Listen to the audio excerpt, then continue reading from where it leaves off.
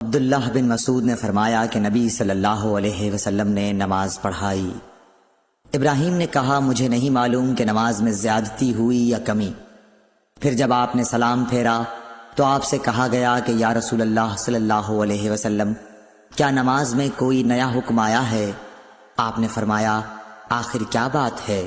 لوگوں نے کہا آپ نے اتنی رکعتیں پڑھی ہیں۔ یہ سن کر آپ صلی اللہ علیہ وسلم نے اپنے دونوں پاؤں پھیرے اور قبلے کی طرف منہ کر لیا اور سہو کے 2 سجدے کیے اور سلام پھیرا۔